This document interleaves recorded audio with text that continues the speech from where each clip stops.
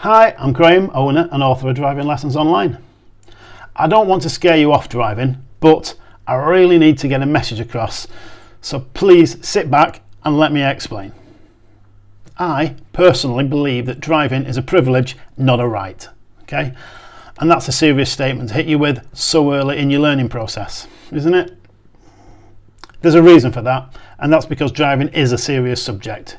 It's not meant to be fun like a trip to Alton Towers, Blackpool or other entertainment centres. It's a means of getting from A to B faster and more convenient than public transport and the like. Now, for lots of learners, it's the first visit to adult life, and it can be quite difficult to understand that as a driver, you are responsible for the lives of not just yourself, your passengers and other road users, effectively everybody involved in every specific drive. Now, confidence beating experience. Let me explain that one to you. Lots of learner drivers struggle to learn to drive, and then all of a sudden it starts to click and become easier. This can lull them into a false sense of security. The positive side is, once it clicks, the confidence does rise, but in lots of cases this can turn into overconfidence. The problem now is that now you can move your car confidently, your driving lessons are going well. Unfortunately, your lack of experience comes into play in that you start to take unnecessary risks.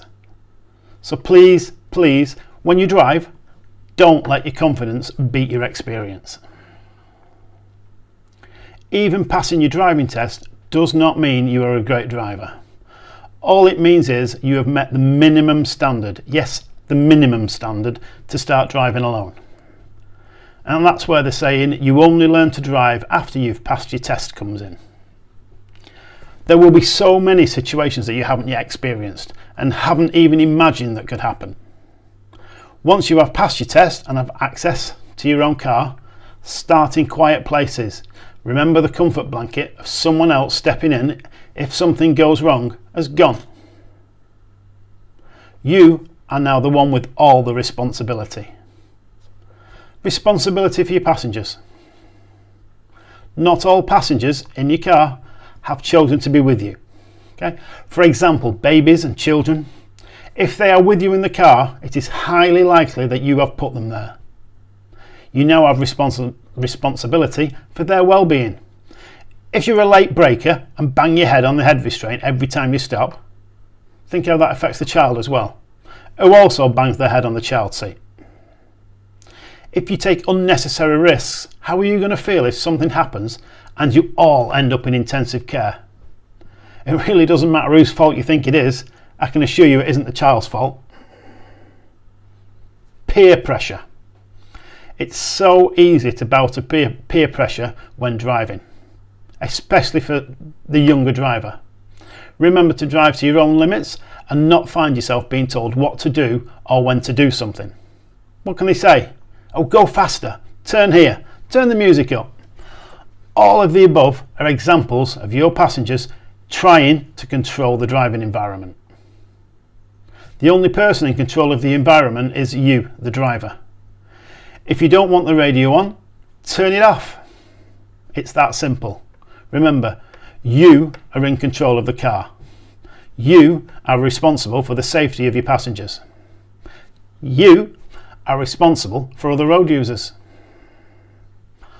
All of this means you need to be 100% ready to drive, and nothing should affect your driving. Your passengers are not going to get points on their licence and fined because your car did something you didn't want it to. Drink and drugs. Personally, zero tolerance from me on drink and drugs. If you want to drink, have a drink but don't drive. Yeah, but both alcohol and drugs will affect your driving, and I personally have got that zero tolerance on both alcohol and drugs when driving. They both have negative effects on your reflexes, concentration and confidence.